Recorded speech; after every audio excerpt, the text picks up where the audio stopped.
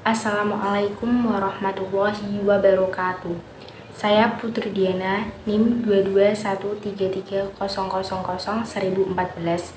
Di sini saya akan menanggapi tentang aliran di luar Ahlussunnah wal Jamaah, yakni Syiah, guna memenuhi tugas mata kuliah Ahlussunnah wal Jamaah mengenai karakteristik dan ritual yang dilakukan oleh orang-orang Syiah yang bertentangan dengan Ahlussunnah wal Jamaah.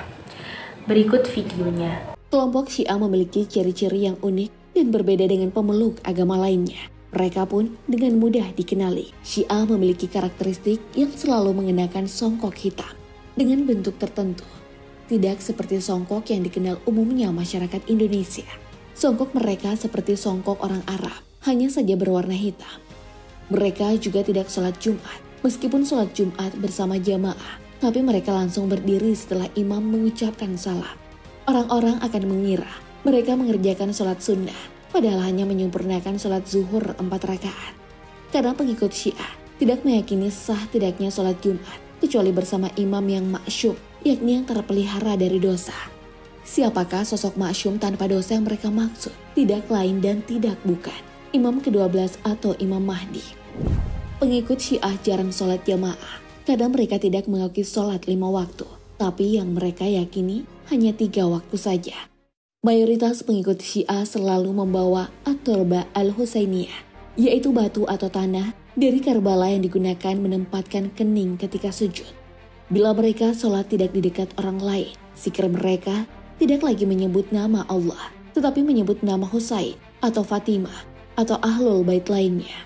Jika umat muslim selalu memegang Al-Quran sebagai kitab pedoman dan dibaca sehari-hari, hal ini tidak berlaku bagi kaum Syiah. Anda tidak akan mendapati seorang penganut Syiah memegang dan membaca Al-Quran. Sangat jarang terjadi. Jikapun mereka membaca, hanya sebagai bentuk takyah atau kamuflase. Karena Al-Quran yang benar menurut mereka, yaitu Al-Quran yang berada di tangan Al-Mahdi yang ditunggu kedatangannya. Selain pemikiran-pemikiran mereka yang berbeda, beberapa ritual ini pastinya akan membuat kalian syok seketika. Cuplikan video ini sekilas terlihat seperti bayi yang tengah merayap. Tapi bedanya, orang-orang ini adalah pendukung Syiah, berusia dewasa yang mengabdikan diri kepada ajarannya. Lautan manusia yang merayap ini mungkin terlihat aneh dan buat merinding bagi kita. Namun ternyata, hal tersebut sudah sering dilakukan oleh kaum Syiah. Selanjutnya, yang juga buat bergidik ngeri adalah video berikut, di mana kaum Syiah terlihat menggonggong seperti. Bagaimana puncak kegiatan mereka, tentu tak seru tanpa acara mandi lumpur secara berjamaah, bukan tanah biasa. Namun mereka mandi dengan tanah Karbala yang dianggap suci dan lebih mulia dari tanah Haramain yang berada di Mekah. Bagaimana dengan hari Asyura? Ribuan muslim Syiah berkumpul di Islamabad memperingati kematian Imam Hussein di abad ke-7 yang merupakan cucu Nabi Muhammad SAW. Setiap tahunnya, perayaan ini diikuti dengan aksi melukai diri sendiri. Hal ini dianggap sebagai tindakan mulia oleh mereka. Menanggapi video tentang karakteristik dan ritual yang dilakukan oleh orang-orang Syiah. Syiah merupakan cabang Islam terbesar yang kedua. Syiah adalah kelompok atau paham aliran yang mengidolakan Ali bin Abi Thalib dan keturunannya. Mereka berkeyakinan bahwa Ali bin Abi Thalib adalah khalifah yang dipilih langsung oleh Nabi Muhammad SAW, dan ia adalah orang yang paling afdol di antara para sahabat yang lain. Dari video tersebut dapat kita lihat bahwa orang-orang Syiah memiliki karakteristik dan ritual yang belum pernah kita lihat sebelumnya. Yang pertama, orang-orang Syiah mengenakan songkok hitam. Yang kedua, orang-orang Syiah tidak meyakini adanya sholat Jumat. Syiah tidak melaksanakan sholat Jumat karena Syiah tidak meyakini adanya sholat Jumat kecuali bersama imam yang maksum, imam yang terpelihara dari dosa.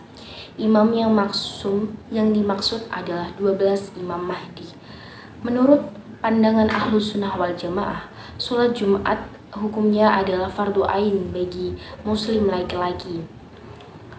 Perintah sholat Jumat juga tertuang dalam Al-Quran, Quran Surat Al-Jumu'ah ayat 9 yang berbunyi Bismillahirrahmanirrahim.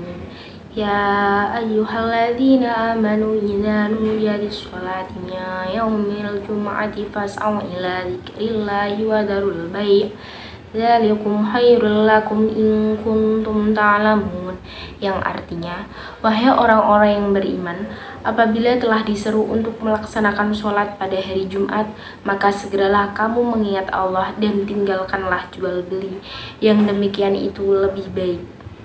Selanjutnya, Syiah tidak meyakini adanya sholat 5 waktu. Syiah hanya meyakini sholat 3 waktu saja. Padahal, menurut pandangan Ahlus Sunnah wal Jamaah, sholat yang wajib ada 5 waktu.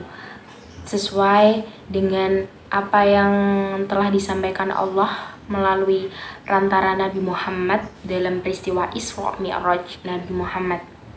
Dalam pandangan Ahlus Sunnah wal Jamaah, sholat 5 waktu hukumnya wajib bagi setiap umat muslim, sesuai yang tercantum di dalam Al-Quran surat Al-Baqarah ayat 238 yang berbunyi, Bismillahirrahmanirrahim, Hafidhu ala sholawati wa sholatil wusta wa qumu lillahi qanitin, yang artinya, perihalalah semua sholat dan sholat wusta, dan laksanakanlah sholat karena Allah dengan khusyuk. Orang-orang Syiah ketika sholat selalu membawa batu. Batu itu bernama At-Turbah Al-Huzainiyah.